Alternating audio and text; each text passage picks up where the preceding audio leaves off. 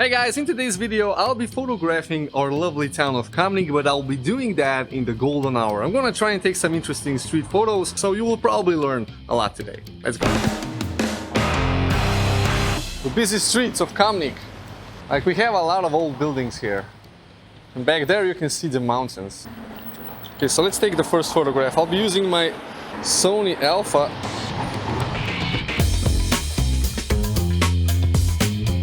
You know, this could be cool. Maybe like this. Oh yeah, a toy car. That's nice. Mini car found on the street. But this is what I found on this street, right over here.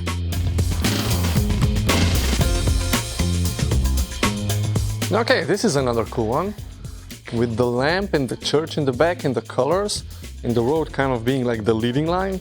I just don't want those cars in the scene right over there. And here we are. Lovely colors. I think I can get the sun to reflect off this lamp right over here. I don't know if you can see it from that angle. Oh yeah, right over here. So I'm gonna shoot with f/16 to get a nice starburst like this. There we go. Maybe I can get a low angle shot of this duct over here. f/16, maybe tone down my exposure to -1 1/3. Let's just take a photo. Oh wow, this is nice. Nice silhouettes down there of people. Another f/16 maybe.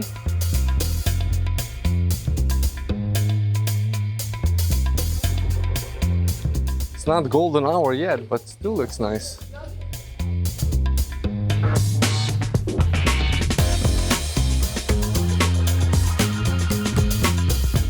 Okay, another low down shot like this.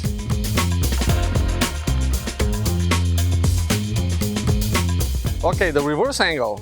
Nice, with the mountains in the back, right over there. Let's try and take this. I'm photographing pretty much everything with f/8 aperture, which I think is a cool aperture. Gets a sharp image and a lot of stuff in focus.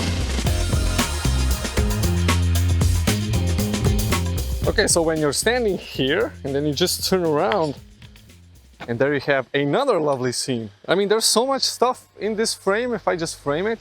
Focus on the church, f/8 aperture, adjust my exposure. Okay, Alex, today we have our parent-teacher conference and he's afraid. Are you afraid?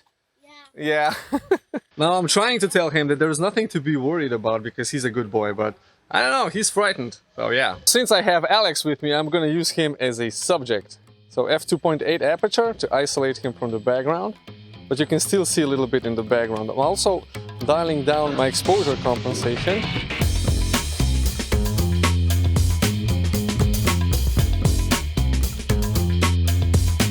Yeah, this will have to wait a little bit. Now I have a rule. Whenever I photograph handheld, I always use aperture priority alongside with auto ISO. Now, since I have a Sony camera, the noise is very well controlled. But if I shoot on a tripod, then I always switch everything to manual. Sometimes I even focus manually.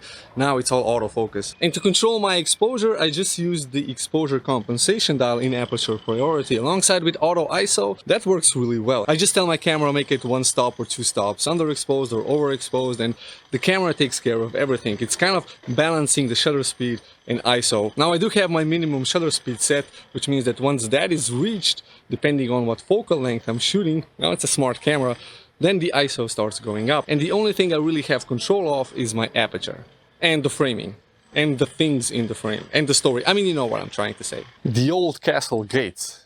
I have to photograph this. It just wouldn't be a proper shot if I don't photograph this. I'm gonna focus on the gate, use f2.8 aperture and have the background blurry.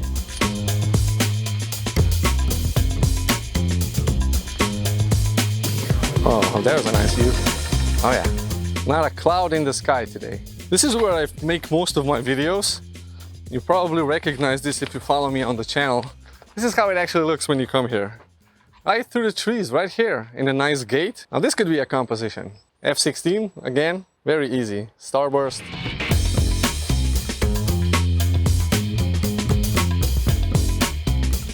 Oh yeah, this is a familiar sight right here.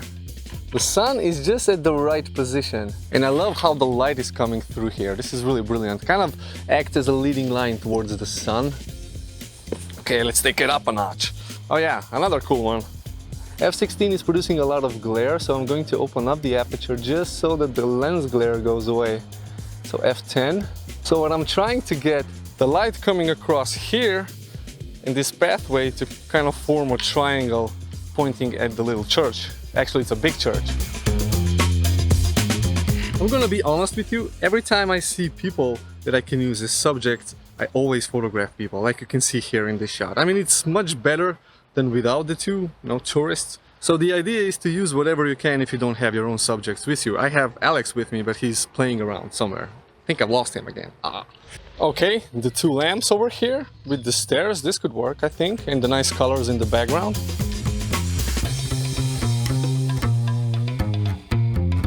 Okay, and here we have another view of this street and the church. I think this one's actually better. I think in a vertical shot I can get everything in alongside with some of the mountains. So let's try this. So here I took a photograph last fall, and as you can see it was nighttime and it was really just amazing. I think I'm gonna have to crouch down for this one.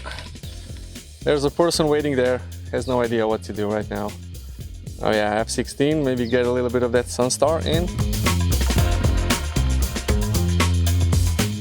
So this is my first FPV photography video. I hope you were enjoying it. Let me know what you think about the photo edits, and if you have any comments or questions, leave that down in the comment section. I would love to answer all of that. And while you're at it, hit the like button, because this tells YouTube that you like the video and it will promote it a little bit more. And if you're new, subscribe to the channel, and I'll see you in the next video. Bye bye.